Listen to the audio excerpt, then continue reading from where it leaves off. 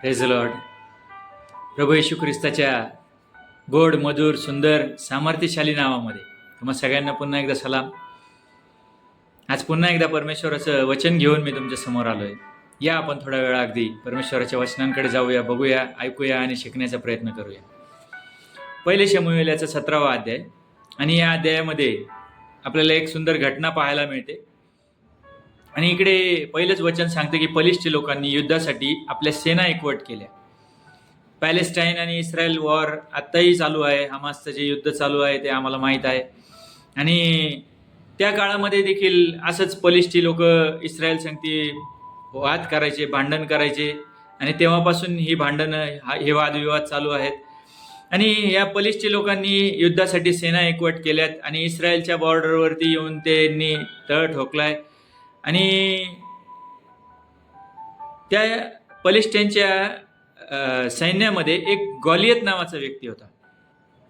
हा गॉलियत जवळपास सुमारे 9-9.5 फूट त्याची हाईट, आणि त्याचं चिलखत होतं ते जवळपास 57 किलोचं त्याचं चिलखत असावं. त्याचा जो भाला होता, त्या भाल्याचं जे पातं आहे पुढचं, तेच फक्त जवळपास 7 किलोचं, 7 ते 7.5 किलोचं ते पातं होतं, असं स्कॉलर लोक सांगतात. आणि अतिशय धिप्पाड असणारा हा गॉलियत हा एकटाच, आणि तिथे बॉर्डरवर यायचा.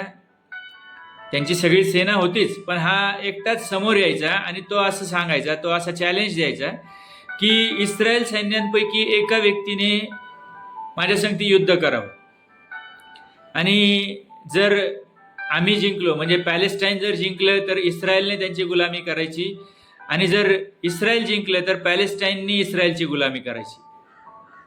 असा तो त्यावेळेस 8 ठेवायचा. आणि फक्त 8च नाही ठेवायचा, तर इस्रायलच्या परमेश्वराला, जिवंत देवाला तो शिव्या शाप द्यायचा, वाईट वाईट शब्द तो वापरायचा, असं बायबलमध्ये सांगितलंय. या 17वा अध्याय तुम्ही घरी जाऊन निवांत वाचा. आणि तो अपशब्द तिथं बोलायचा. आणि ज्या वेळेला हा दावीद नावाचा एक व्यक्ती आम्हाला पाहायला मिळतो. हा दावीद, याचे 3 भाऊ जे इस्रायलाच्या आर्मीमध्ये होते, सैन्यामध्ये होते. आणि ह्या इस्रायलाच्या सैन्यामध्ये असणारे 3 भाऊ किंवा ते इस्रायलचं सर्व सैन्य हे त्या गॉलियतला घाबरून जात होतं. ते सगळेजण त्यांच्या छावण्यांमध्ये लपून बसायचे. गॉलियत ज्या ज्या वेळेला चॅलेंज देण्यासाठी समोर यायचा, त्या वेळेस सगळे लपून बसायचे. आणि मग हा दावीद एक दिवस ह्या 3 भावांसाठी डब्बा घेऊन, म्हणजे जेवण घेऊन त्यांच्यासाठी आलाय. आणि त्यावेळेस त्यांनी त्या गॉलियतचे ते अपशब्द ऐकलेत. आणि ज्यावेळेस तो विचारपूस करतो, त्यावेळेला त्याला शाऊल राजाकडे पाठवलं जातं. शाऊलाकडे येऊन हा दावीद म्हणतो की हा असुंती व्यक्ती, ज्याची सुनता झालेली नसेल, हा जिवंत देवाला शिव्या शाप देतोय. बघा, मी तुमच्यासाठी वाचतो 32व्या वचनामध्ये, 32व्या वचनांपासून पुढे काय लिहिलंय. मग दावीद शाऊलास म्हणाला, त्या पलिष्ठ्यामुळे कोणाही माणसाचे मन कचरू नये, आपला दास जाऊन त्याशी लढेल. म्हणजे दावीद म्हणतो की मी जाऊन त्याच्या संगती लढतो. शाऊल दावीदास म्हणाला, या पलिष्ठ्यांशी लढण्यास तू समर्थ नाही, कारण तू केवळ तरुण आहेस आणि तो बाळपणापासून कसलेला योद्धा आहे. हा गॉलियत कसलेला योद्धा होता, परंतु दावीद मात्र शेरडं मेंढरं राखणारा एक मेंढपाळ होता. आणि दावीद शाऊलास म्हणाला, आपला दास आपल्या बापाची शेरडे मेंढरे राखीत असता एकदा एक सिंह व एकदा एक अस्वल येऊन कळपातील एक कोकरू घेऊन गेले, तेव्हा मी त्याच्या पाठीस लागून त्यास मारिले आणि कोकरास त्याच्या जबड्यातून सोडविले. मजवर त्याने झडप घातली, तेव्हा मी त्याची दाढी धरून त्याला हाणून ठार केले. आपल्या दासाने त्या सिंहास व अस्वलास मारून टाकले. हा असुंती पलिष्ठी त्या दोहोंपैकी एकासारखा ठरेल, कारण त्याने जिवंत देवाच्या सेनास तुच्छ लेखले आहे. दावीद आणखी म्हणाला, ज्या परमेश्वराने मला सिंहाच्या व अस्वलाच्या पंजातून सोडवले, तोच मला या पलिष्ठ्याच्या हातातून सोडवेल. तेव्हा शाऊल दावीदास म्हणाला, जा, परमेश्वर तुझ्या बरोबर असो. आणि हा दावीद स्वतःबद्दल सांगतोय. ज्यावेळेला दावीद म्हणतो की मी त्याच्या संगती जाऊन लढतो, त्यावेळेला शाऊल हा राजा म्हणतोय की तू तरुण आहेस, तू त्याच्या समोर जाऊन त्याच्या संगती लढाई करू शकत नाहीस. आणि मग दाविदाने तिथे सांगितले की मी एकदा एका सिंहाला, एका अस्वलाला मारलंय, ठार मारलंय. ज्या वेळेला त्यांनी माझे मेंढरं पळवायचा प्रयत्न केलाय त्यावेळेस मी त्यांना मारले, आणि त्याच प्रकारे या गॉलियतला देखील मी मारेल, कारण त्यांनी जिवंत देवाच्या सेनेला तुच्छ लेखलंय, असं तिथं तो म्हणतो. आणि मग शौलाने त्याला परमिशन दिल्यानंतर हा जायला निघालाय. शौलाने स्वतःचं चिलखत दिलंय, त्याचा टोप त्याला दिलाय, आणि ते सगळं घातल्यानंतर दाविदाला ते चालता येईना, कारण दाविदाला त्याची सवय नव्हती. आणि मग त्यांनी 40व्या वचनात सांगितले की त्यांनी आपली काठी हाती घेतली, ओळातून 5 गुळगुळीत गोटे घेऊन आपल्या थैलीत म्हणजे धनगरी बटव्यात ठेवले, आणि आपली गोफण हाती घेऊन तो त्या बलिष्ठाकडे गेला. काय केले त्याने? एक गोफण, एक काठी आणि ओहळातून 5 दगड घेतले. आता ज्यावेळेस त्यांनी दगड घेतलेत आणि या दगड घेऊन त्या बलिष्ठाला, त्या गॉलियतला 9-9.5 फूट धिप्पाड असणाऱ्या व्यक्तीला मारायला हा फक्त 5 गोटे घेऊन गेला. विचार करण्यासारखी गोष्ट आहे. आणि तुमच्या माझ्यासारख्याला देखील एखादा दगड जर मारला तर आम्ही पटकन पडणार नाही खाली, किंवा लगेच आम्ही मरणार नाही. परंतु पुढे जर पाहिलं तर दाविदाने एकच दगड त्याच्या गोफणीमध्ये टाकून फिरून मारलाय असं सांगितलंय. आणि मग एक दगड गोफणमध्ये फिरून मारल्यानंतर हा गॉलियत खाली कसा काय पडू शकतो? मला प्रश्न पडला. आणि मी थोडासा विचार करत होतो की किती स्पीडनी तो दगड मारला असेल. आम्ही ज्यावेळेला क्रिकेटच्या मॅचेस पाहतो तर बॉल साधारणपणे शोएब अख्तर आपल्याला माहीत आहे, किंवा ब्रेट ली, जे ताशी 150 किलोमीटर स्पीडनी बॉल टाकतात. आणि तो बॉल जेव्हा एखाद्याला लागतो त्यावेळेला अनेक अशा घटना घडल्यात की तो बॉल लागल्यामुळे क्रिकेटर्स, खेळणारा बॅट्समन मरण पावलाय. अशा अनेक घटना घडलेल्या. तर मी तोच विचार करत होतो की तो दगड ज्यावेळेला दावीद मारतो त्यावेळेला तो काय स्पीडनी जात असेल, आणि त्याचं साधारण ताशी वेग 100 मैल असं इंग्लिशमध्ये म्हटलं गेले, पण एक साधारण 160-170 किलोमीटरच्या स्पीडनी त्या गोफणमधून त्याने तो दगड भिरकावून मारला असेल. आणि त्या स्पीडनी ज्यावेळेला त्याच्या डोक्यात बरोबर कपाळाला सेंटरला ज्यावेळेला त्याच्या लागलाय त्यावेळेला तो खाली पडलाय असं म्हटलंय. 160 किलोमीटर पर आवर या वेगाने फेकलेला दगड ज्या वेळेला त्याच्या डोक्याला लागलाय त्यावेळेला तो खाली पडलाय, आणि दाविदाने तिथे जाऊन त्याच्याच तलवारीने त्याचा वध केलाय असं सांगितलं.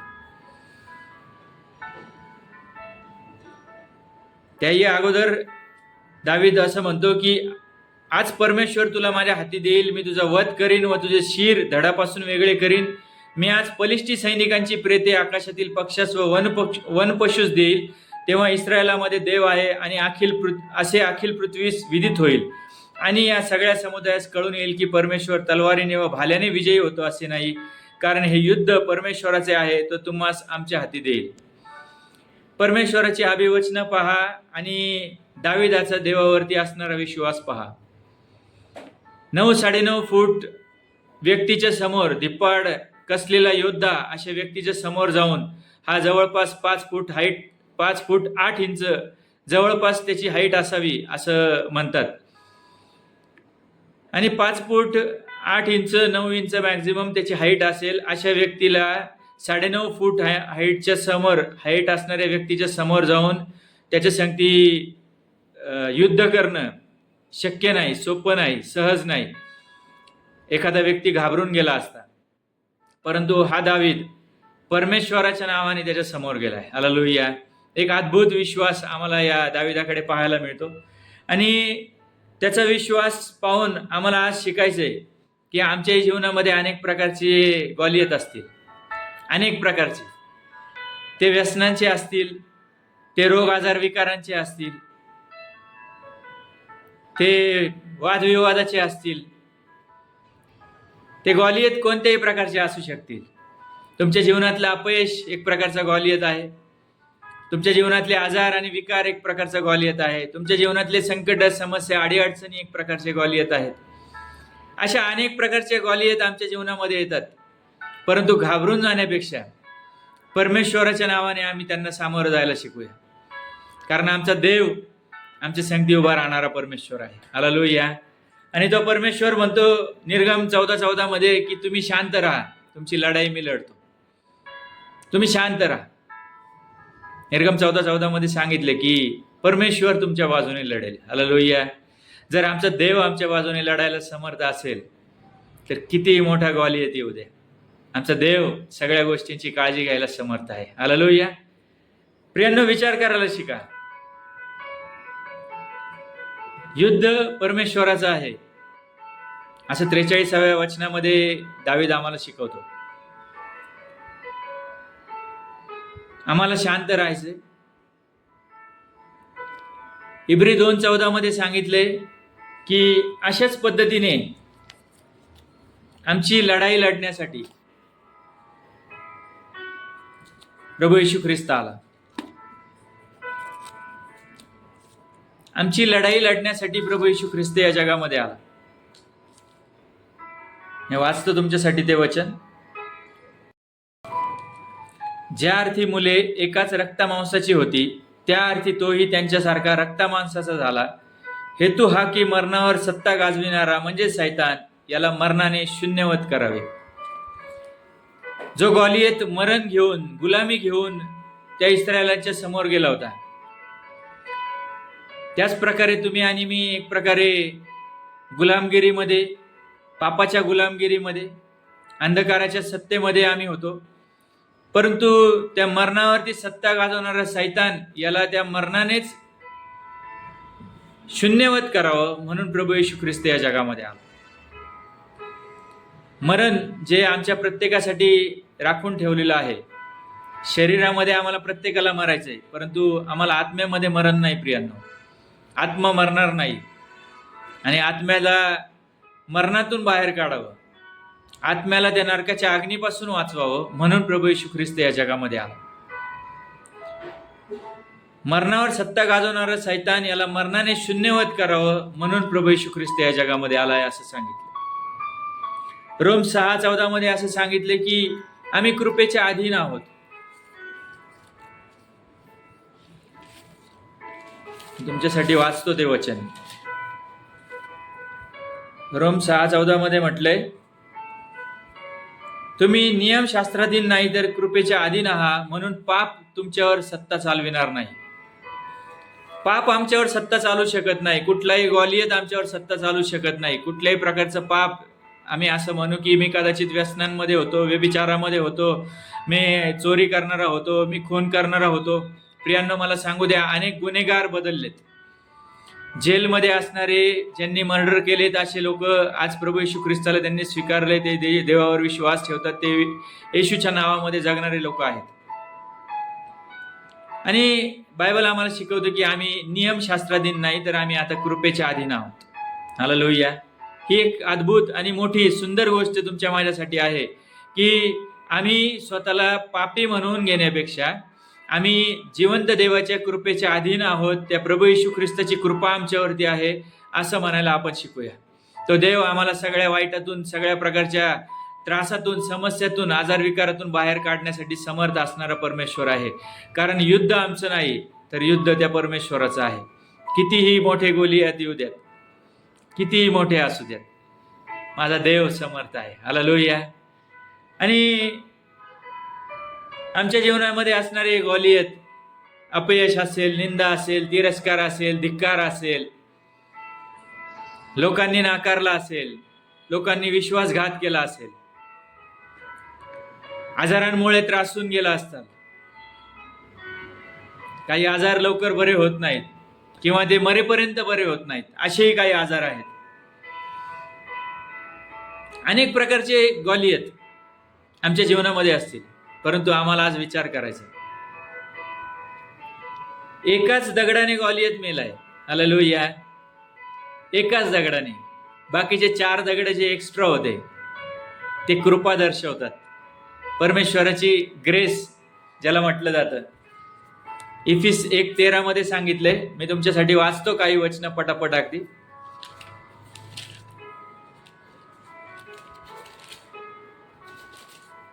इफिस्करस पत्र 1 अध्याय आणि 13 वचन असं सांगतं, तुम्ही सत्याचे वचन ऐकून म्हणजे तुमच्या तारणाविषयीची सुवार्थ ऐकून घेतल्यानंतर त्याच्यावर विश्वास ठेवला आणि त्याने देव केलेल्या पवित्र आत्म्याचा तुम्हावर त्याच्या ठायी शिक्का मारण्यात आला आहे. बायबल आम्हाला सांगतं की पवित्र आत्म्याचा आमच्यावरती शिक्का मारण्यात आला. ही एक मोठी कृपा तुमच्या आणि माझ्या जीवनामध्ये आहे. हालेलुया. प्रभू येशू ख्रिस्त आला, तो फक्त आला आणि मेला असं नाही झालं, तर त्याने तुमच्या आणि माझ्यासाठी पवित्र आत्मा देखील दिलाय. मी म्हटलं ना, 4 दगड एक्स्ट्रा, ज्याला ग्रेस म्हटलं जातं. एका दगडाने गॉलियत मेलाय. प्रभू येशू ख्रिस्ताच्या नावामध्येच फक्त सामर्थ्य आहे की ज्याच्याद्वारे तुमच्या जीवनातली सगळी अंधकाराची शक्ती, सैतानाचे दुष्ट जळते बाण ज्याच्यामुळे निघून जातात, जे नाहीसे केले जातात. परंतु त्याच्या संगती तुमच्या आणि माझ्यासाठी ग्रेस उपलब्ध आहे, कृपा उपलब्ध आहे, देवाचा पवित्र आत्मा आमच्यासाठी उपलब्ध आहे. गलती 3:14 मध्ये काय सांगितलं बघूया. मी तुमच्यासाठी वाचतो. आणि गलती 3:14 मध्ये असं म्हटलंय की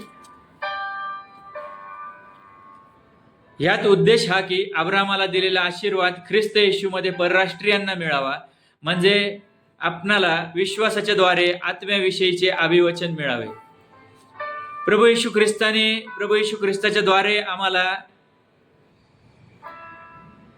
विश्वासाच्या द्वारे आत्म्याविषयीचं अभिवचन मिळावं. अब्राहमाला दिलेला आशीर्वाद आम्हाला ख्रिस्त येशूमध्ये मिळावा. ही त्या परमेश्वराची योजना. Praise the Lord. परमेश्वर खूप प्रेमळ आहे प्रियांनो. अजून एक वचन रोम 5:20 मध्ये असं म्हटलंय. रोम 5:20 मध्ये, शिवाय अपराध वाढावा म्हणून नियमशास्त्राचा प्रवेश झाला, तरी जेथे पाप वाढले तिथे कृपा त्यापेक्षा विपुल झाली. Praise the Lord. जिथं पाप वाढलं तिथं परमेश्वराची कृपा विपुल प्रमाणात झाली. जर तुम्हाला आज कोणी पापी म्हणत असेल तर त्याला सांगा, माझ्या येशूमध्ये माझ्यासाठी कृपा आहे. हालेलुया. परमेश्वराचं कृपादान आमच्यासाठी आहे. परमेश्वराने ते येशूला यासाठीच या जगामध्ये पाठवलं की कितीही मोठे गोलियत आमच्या समोर येऊ दे, आमचा देव त्याच्यासाठी समर्थ असणारा देव आहे. हालेलुया. आणि म्हणून त्याने त्या येशूला या जगात पाठवलं. त्या मरणाला गिळंकृत करण्यासाठी प्रभू येशू ख्रिस्त स्वतः बलिदान असा झाला. वधस्तंभावर त्यांनी आमचे पाप स्वतःवरती घेतले आणि तो म्हटला की आता माझ्यावरच्या विश्वासाच्या द्वारे तुम्ही त्या पापातून मुक्त होताल. प्रियांनो, जिथं पाप वाढलं तिथं कृपा विपुल झाली असं बायबल आम्हाला शिकवतो. विचार करायला शिकूया आपण. आणि एक अजून शेवटचं वचन 2 कोरिंथीचा 3 अध्याय 9 वचन असं सांगतं. 2 कोरिंथ आणि 3 अध्याय 9 वचन, कारण ज्या सेवेचा परिणाम दंडाज्ञा ती जर तेजोमय होती, तर जिचा परिणाम नीतिमत्व ती किती विशेष करून अधिक तेजोमय असणार. प्रभू येशू ख्रिस्तावरच्या विश्वासाच्या द्वारे आम्ही नीतिमान ठरवले जातो. आणि मग जर आम्ही नीतिमान ठरवले जातो तर आमची सेवा किती विशेष करून अधिक तेजोमय असेल असं बायबल आम्हाला शिकवतो. ह्या 4 गोष्टी एक्स्ट्रा मी तुम्हाला सांगितल्यात. 5 दगड आहेत दाविदाकडे आणि एका दगडाच्या द्वारे समोरचा गॉलियत मेलाय. येशूच्याच नावामध्ये फक्त तो गॉलियत मेलाय. हालेलुया असं म्हणूया. आणि बाकीच्या 4 गोष्टी एक्स्ट्रा ग्रेस म्हणून, कृपा म्हणून तुमच्या माझ्यासाठी देव केलेले आहेत. फक्त विश्वास ठेवायची गरज आहे. त्या दाविदाप्रमाणे आम्ही खंबीर आणि बळकट व्हायची गरज आहे की आमचा देव आमच्या बाजूने लढायला समर्थ आहे. हालेलुया. परमेश्वराने त्या प्रभू येशू ख्रिस्ताला पाठवलंय. तो प्रभू येशू ख्रिस्त माझ्यासाठी आजही मध्यस्थी करतोय, हा आमचा विश्वास असायला हवा. तो येशू आम्हाला सगळ्या प्रकारच्या अपयशातून, त्रासातून, रोग आजार विकारातून, समस्यांमधून सोडवेल, हा आमचा विश्वास असायला हवा. आणि जर हा विश्वास घेऊन जर तुम्ही जीवनाला सामोरं जाता तर तो परमेश्वर सगळ्या गोष्टींमध्ये तुम्हाला मदत करायला तयार आहे. या थांबूया आपण आज इथे. मी तुमच्यासाठी प्रार्थना करतो. आपण प्रार्थना करूया. जिवंत सेनाधीश परमेश्वरा, तुला धन्यवाद म्हणतो, तुला गौरव देतो, तुझी स्तुती करत तुझ्या दयासना पुढे येतो. जिवंत परमेश्वरा, तू तुझा एकुलता एक पुत्र प्रभू येशू ख्रिस्त या जगामध्ये पाठवलास यासाठी की आमच्या समोर असणारे सगळ्या प्रकारचे गॉलियत आमच्या जीवनातून निघून जावेत. त्या पापाच्या गुलामगिरीतून आम्ही बाहेर पडावं आणि त्याच वेळेला परमेश्वरा आमच्या जीवनामध्ये असणारे त्रास, संकट, समस्या, आजार, विकारही आमच्या जीवनातून निघून जावेत. एक आशीर्वादित जीवन, अब्रामाला दिलेले आशीर्वाद आमच्या जीवनामध्ये निर्माण व्हावेत. म्हणूनच तू येशूला या जगामध्ये पाठवलेस. परमेश्वरा, आज आम्ही सगळेजण विश्वासाने कबूल करतो की येशू हा प्रभू आहे, येशू हा आमच्या जीवनाचा तारणारा आहे. आणि म्हणून तुला विनंती करतो की त्या विश्वासाच्या द्वारे तू आमच्यातील प्रत्येकाचं तारण कर. आम्हाला प्रत्येकाला तू सिद्ध केलेल्या तारणाचा अनुभव घडव. त्याच वेळेला आमच्या जीवनातल्या प्रत्येक अडचणीतून, समस्येतून, सगळ्या प्रकारच्या त्रासातून, रोग आजार, विकारातून तू आम्हा प्रत्येकाला वाचव परमेश्वरा. आणि जिवंत देवा, आमच्यातली भीती दूर करून आम्हाला तुझ्याशी एकनिष्ठ राहणारं जीवन दे, अशी नम्रतेची विनंती आणि प्रार्थना करतो. हा व्हिडिओ पाहणाऱ्या, ऐकणाऱ्या प्रत्येकाला येशूच्या नावामध्ये तू आशीर्वादित कर आणि होऊ दे तुझ्या नावाचा गौरव. सर्व काही तुझ्या इच्छेप्रमाणे घडून येऊ देत. इथून पुढचा वेळ तुझ्या हातात सोपवून देत. येशूच्या सर्व समर्थ नावात ही विनंती आणि प्रार्थना केली म्हणून तू ऐक पित्या. आमेन, आमेन. Praise the lord. पुन्हा एकदा भेटूया त्या प्रभू येशू ख्रिस्ताच्या वचनांच्या द्वारे लवकरच. आणि त्याची वचनं ऐकण्यासाठी विश्वास ठेवा, उल्हासित व्हा, उत्तेजित व्हा. जमलं तर व्हिडिओला लाईक करा, सबस्क्राईब करा आणि वचनं सातत्याने ऐकायचा प्रयत्न करा, वचनांकडे लक्ष देण्याचा प्रयत्न करा. हीच आज विनंती. थँक्यू.